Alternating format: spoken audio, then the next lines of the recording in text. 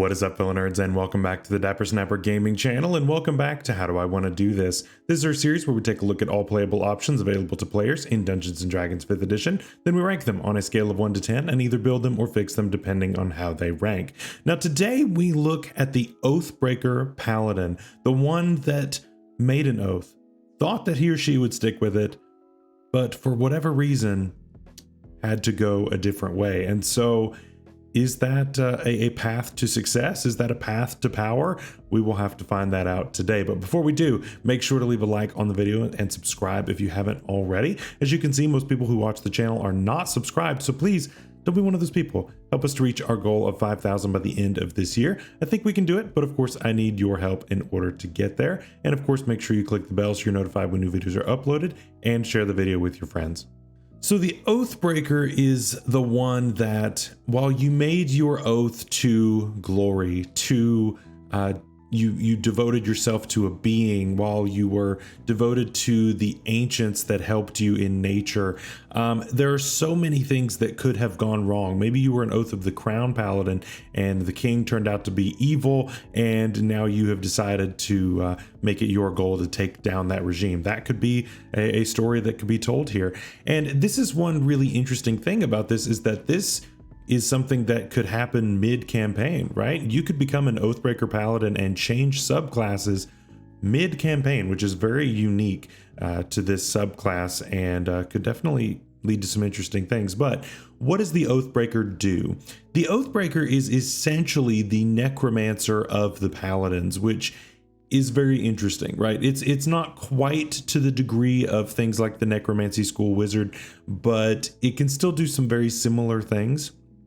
And it's interesting how it works on the Paladin kit. Is it better than other subclasses? We'll have to find that out. Starting off, as always, we have our expanded spell list for this subclass. And of course, here it is on screen for you. We've got some pretty cool options here, I have to say. Hellish Rebuke, we've got Inflict Wounds, Contagion, Dominate Person, Animate Dead is a big one that we will of course be coming back to. Crown of Madness. There's a lot of spells that are on this list that I really like, and pretty much they all fit with the theme that we're going for here. So overall, I really think that this is a winner of a list overall. It's definitely better than most of the other lists that we've looked at so far in the series. So I think that's really good. I really think that with the versatility in what we have, both for things like Hellish Rebuke, which allows you to deal some damage on a reaction. You've got Inflict Wounds, which can be really good in melee, which you're going to be doing quite a bit, but all the way up to things like Dominate Person. That's a very good spell once you get that high of level. So there are a lot of really cool things that I love having. Overall, I've got to give this list a 9 out of 10. I think it's really fantastic. There are a couple of things that I'm just like kind of on, but there's nothing here that I explicitly don't like. There's nothing on here that's a bad spell at all. So overall, I think this is a huge win. Also at level 3, we of course get our Channel Divinity, and we get 2 unique options to this subclass along with Harness Divine Power. The first of those is called Control Undead, and it does pretty much what you would think that it does. So of course, as an action, we can target an undead creature that is nearby, and it must make a wisdom saving throw. If it fails that save, then it must obey your commands for 24 hours or until you use Channel Divinity again. That is a really long time. So I think that's pretty cool. Now we are limited, of course, to the challenge rating of the actual creature itself. So an undead creature that has a challenge rating that is higher than your paladin level is going to be immune to this, but still that's quite good. We also get Dreadful Aspect here, and so as an action, we could choose creatures of our choice within 30 feet of us and make them make wisdom saving throws, and if they fail that save, then they are going to be frightened of us for 1 minute. The only issue, of course, is that if the creature gets more than 30 feet away from you, then they actually have the ability to repeat the save, and at that point, of course, the effect can end. So the Channel Divinity options presented here are both quite potent, to be honest. Control Undead, of course, is going to be really nice at taking what was an enemy and making it an ally against whoever you're fighting against. You are limited, of course, in how many times you can use Channel Divinity, and so having something around for 24 hours is pretty viable, I would say. And so if you get something that's pretty powerful, you know, you're maybe a level 5, maybe even level 7, and you pick up something that is that same challenge rating as you, that could be very helpful. Now, what does this mean for what you're going to be fighting? I would imagine that you're going to be fighting some very powerful undeads, so that this probably doesn't go off all that much. I would think your DM probably will be planning accordingly to that, but every now and then, I'm sure that he or she will throw you a bone, and that way you'll have a bit of a meat shield that you can throw in front of you and your allies for at least a while. Dreadful Aspect, of course, gives us another fear effect. We've had that a couple of times here on the Paladin kit. The only difference with this one is that if you stay within 30 feet of that enemy and it doesn't end its turn more than 30 feet away from you, then it actually just doesn't have a chance to end this effect at all. So that can be interesting. You definitely will want to find ways to slow down your enemies, or to possibly lock them down with things like Sentinel, just to make sure that they can't get more than 30 feet away from you in order to have a chance to remake that saving throw. So definitely something to be thinking about when you're building. Overall, I think that these options are both pretty good. The Control Undead, of course, is going to be situational to fighting undead creatures, while the Dreadful Aspect gives you something that's a little bit more versatile for other types of creatures that are around you.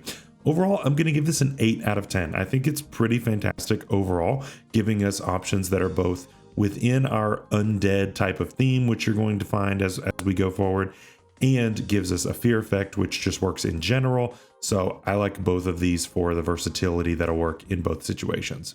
At level 7, we get Aura of Hate, and this of course is going to be our unique aura to this subclass, starting out as a 10-foot aura around us and eventually going to a 30-foot aura at level 18. Now this one is unique in that it doesn't just target allies in order to help them with something, it targets yourself and it targets undead and fiends, which is kind of interesting. But what does it do? Well, it allows you to add your charisma modifier to damage rolls on attacks that both you make and any weapon attacks that are made by the fiends and undead that are within this aura.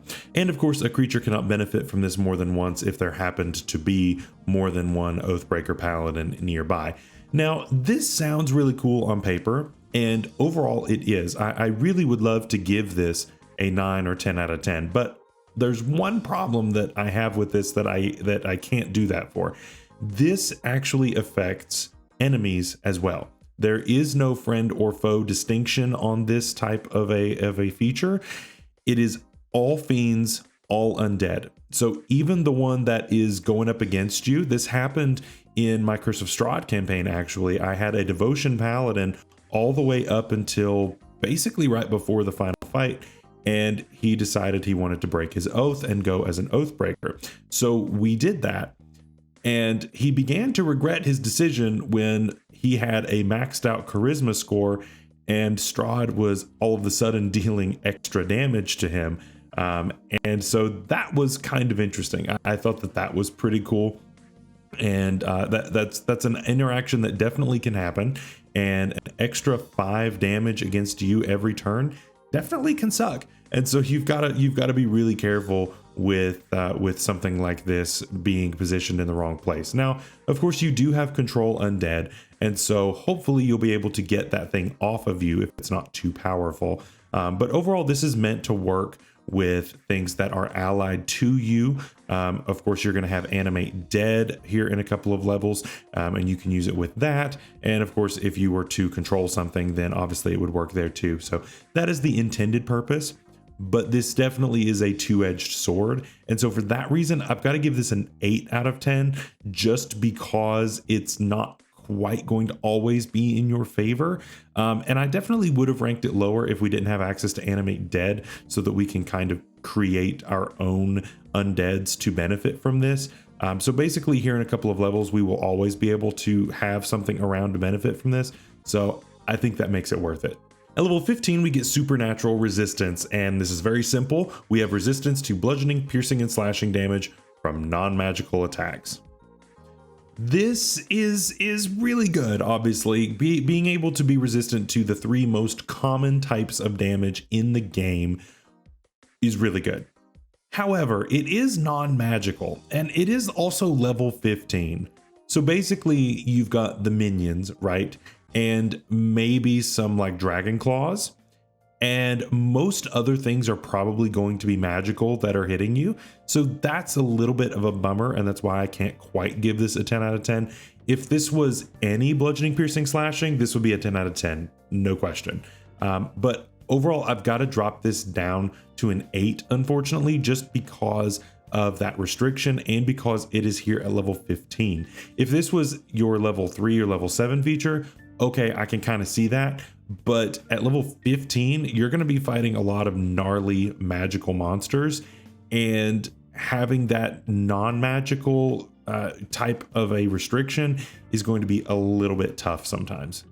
Finally, at level 20, we get Dreadlord, and this of course is our special Super Saiyan ability that every paladin gets at level 20, and so we activate it as an action, and for 1 minute we get a bunch of stuff. This one is unique. Instead of having just a list of like 3 things that a lot of the other paladins do, this one is a little more complex, and so let's go through that together. So this aura starts by dimming the lights, and so any kind of bright light that is around you is now going to become dim light. Now this could definitely be great for somebody that benefits from dim light and darkness. I can think of a certain cleric, which will be up in the icon card above, that would really like this. But there are certain things that will benefit from this, so this is definitely not useless. Then whenever an enemy that is frightened of us is in this aura, which of course we can produce from our channel divinity, then it's going to take a lot of psychic damage. And on top of that, any creatures that are within this aura that rely on sight in order to see you or your allies actually are going to have disadvantage on any attack rolls made against you or any allies that are within this aura, which is pretty cool. So that's really good. If that was all, then actually that wouldn't be that bad, but it keeps going. So while this lasts, you can use a bonus action to make a melee spell attack against a target of your choice within your aura. And if it hits, it deals necrotic damage equal to 3d10 plus your charisma modifier, which is also pretty powerful. So overall, this is mostly extra damage, but it also has a really nice defensive capability in giving disadvantage on attack rolls to yourself and allies that are within your aura. That is really appealing and makes this a pretty fantastic capstone overall. I really think that the combination of all of this is really good because you have your dreadful aspect, plus you have now Dreadlord. So the thing is that you wanted to keep people within 30 feet of you in order to keep them frightened, right? Well, Dreadlord actually goes and doubles down on that and makes those creatures that are within that aura suffer that much more. So for that reason, I really think that this is going to be incredibly useful. And on top of that, you can have allied undeads that might have been a little squishy. They now have disadvantage coming in from attack rolls, so that can help them to stay around a little bit more as well. So for all of those reasons, I think that this capstone really ties together the rest of this kit quite well. And so if you make it to 20th level, I think Oathbreaker is going to be a lot of fun.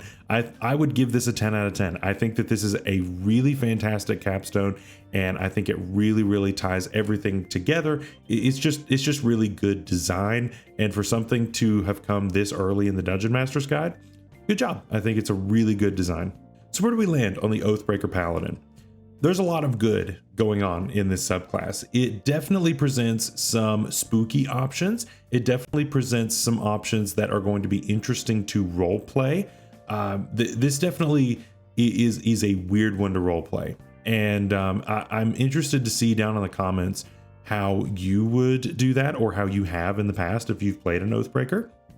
I definitely would love to know what brought about breaking your oath and how it changed you as a character.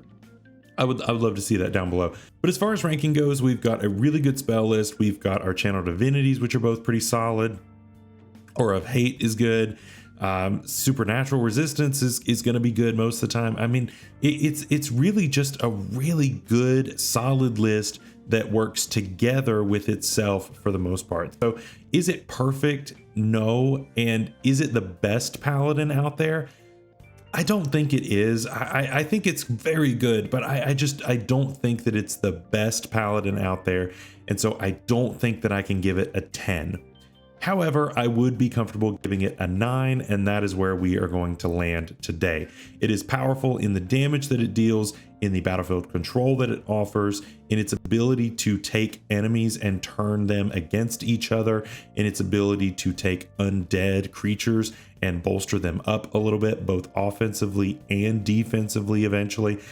So overall, it just all works together really well to create a cohesive and powerful kit that works really well on the Paladin chassis. So what did you think of my ranking? Let me know down in the comments below. Of course, we're going to be building one of these later this week, and I am very much looking forward to that. Until then, stay safe out there, stay healthy. We'll see you later. Bye-bye.